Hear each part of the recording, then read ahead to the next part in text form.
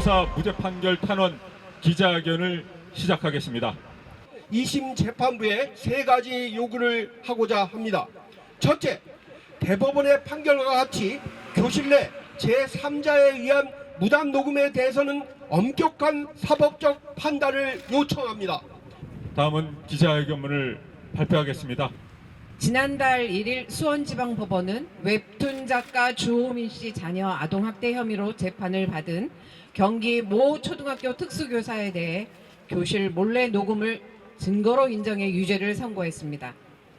수원지법은 해당 학생이 장애를 갖고 있어 예외적으로 몰래 녹음을 증거로 인정했습니다. 하지만 이는 올해 1월 11일 교실 몰래 녹음은 불법이므로 증거로 인정하지 않는 대법원 판결에 반하는 것입니다. 이제 해당 특수교사는 2심 재판을 앞두고 있습니다. 오늘 우리는 몰래 녹음이 인정되지 않게 하고 특수교사의 교권을 보호하기 위해 이 자리에 섰습니다.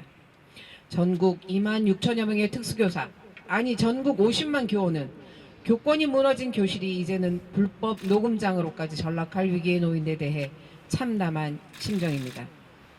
특수교사의 현실과 학생의 잘못을 바로잡으려는 교육 목적은 외면당한 채 교육 열정과 헌신의 결과가 결국 처벌만을 초래한 것에 자괴감을 떨칠 수가 없습니다. 비단 특수교사만의 문제가 아닙니다. 교실 몰래 녹음 인정은 전국 학교 현장에 내려지게 되는 사제동행 사망 선고입니다. 교실을 신뢰와 공감이 아닌 불시와 감시의 장으로 전락시키는 판도라의 상자를 여는 것입니다. 교육은 교사, 학생 간 믿음과 협력의 바탕 위에서 꽃핍니다. 하지만 이미 학부모 커뮤니티에는 휴대폰 녹음 어플이 공유되고 있습니다. 볼펜, 목걸이, 손목시계 형태의 녹음기 사용 후기가 올라오고 있습니다. 이제 모든 교사는 매 순간 녹음되고 있다는 불안감에 떨어야 합니다. 오늘은 어떤 학생이 녹음기를 들고 왔을까 의심해야 할 지경입니다.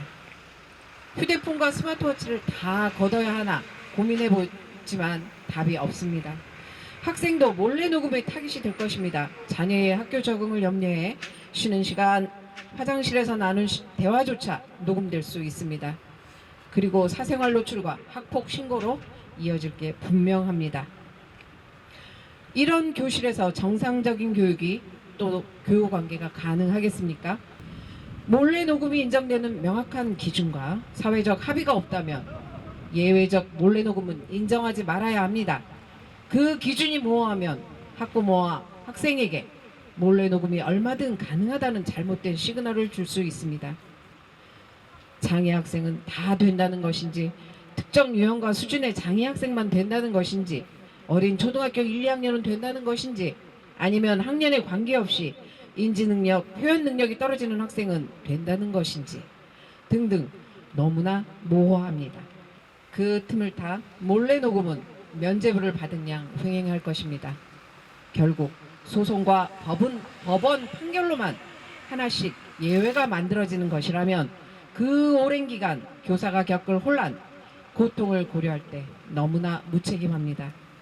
앞으로 얼마나 많은 몰래 녹음과 아동학대 신고, 악성 민원이 이어질지, 그로 인해 얼마나 많은 교원이 고통받고 교실이 황폐화될지 우려됩니다. 교실 내 아동학대 여부는 몰래 녹음이 아니라 학부모의 교육 참여와 합리적 민원 절차, 교육청의 사안조사와 조사 수사기관을 통해 합법적이고 교육적인 방법으로 이루어져야 합니다. 어린 학생과 장애 학생도 부족하지만 자신을 표현하고 교사와 의사소통을 합니다. 그렇기에 교육과 생활지도가 가능하고 학습과 행동 교정이 이루어지는 것입니다. 결코 몰래 녹음 외에 방법이 없는 것이 아닙니다. 그렇다면 가정의 아동학대를 근절하기 위해 학생들 손목에 가방에 녹음기를 채우고 들려보내도 된다는 것인지 되묻고 싶습니다. 교총은 몰래 녹음 인정이 초래할 교육 파국을 막기 위해 한국특수교육총연합회와 2월 5일부터 3월 21일까지 몰래 녹음 불인정 및 특수교사 무죄 촉구 탄원 서명 운동을 전개했습니다. 그 결과 46,500여 명의 교원이 동참했습니다. 그리고 오늘 17개 시도교총, 한국특수교육총연합회, 교총 2030 청년위원회와 공동 기자회견을 갖게 됐습니다. 전국 교원들은 좋은 수업을 고민하고 싶습니다. 결코 몰래 녹음 대응을 고민하고 싶지 않습니다. 그 염원과 의지를 모아 다시 한번 촉구합니다. 하나, 특수교사의 현실과 학생의 잘못을 바로잡으려는 교육적 목적을 헤아려 아동학대 혐의 무죄 판결을 촉구한다. 촉구한다. 하나, 통신비밀보호법상 불법으로 규정된 몰래 녹음은 예외 없이 증거로 채택하지 말고 처벌할 것을 강력히 촉구한다. 2024년 3월 22일 한국교총, 17개 시도교총, 한국특수교육총연합회, 교총 2030 청년위원회였습니다. 대법원의 판결을 부정한 수원지방법원의 지난 2월 1일 판결문 때문입니다. 이 판결로 특수교사는 물론이고 전국의 교육자들이 그동안 힘겹게 유지해온 교육에 대한 열정과 헌신을 이제는 놓아버리는 것이 아닌지 크게 우려하지 않을 수 없습니다. 몰래 녹음으로 인해 인간의 기본권인 의사표현의 자유와 인격권을 침해하여서는 절대 안 될 것이며 이에 다시금 사법부에 강력히 호소하는 바이다. 첫째, 대법원의 통신비밀보호법에 따른 증거능력 부정에 대한 판단을 인지하고 2심에서는 반드시 교단의 불신과 감시의 장으로 만드는 몰래 녹음을 인정 말고 특수교사 무죄를 즉각 선고하라. 이렇게 그 파장이 얼마나 클 것인지 충분히 짐작됨에도 불구하고 불법적인 졸속 판결을 내린 수원지법 1심 재판부에 대하여 규탄하지 않을 수 없습니다. 수원지법 1심 유죄 판결은 사법부 역사에서 하나의 오역으로 기록될 것입니다.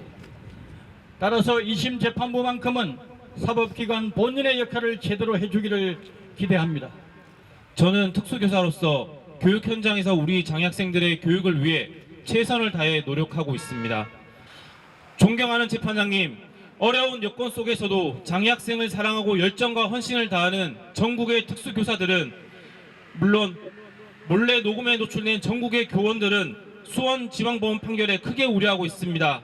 이에 한국교총 2030 청년위원회는 50만 교원의 염원을 담아 재판부에 몰래 녹음 증거자료 불인정과 교사가 교육적 목적에서 행한 행위에 대한 법적 보호와 선처를 강력하게 요청드립니다. 몰래 녹음 불인정 및 특수교사 무죄 판결 강력히 촉구한다. 네, 감사합니다. 우리 대표단들께서 이제 수원지방법원 재판부에 탄원서를 제출을 하도록 하겠습니다. 오늘 기자회견을 모두 마치도록 하겠습니다.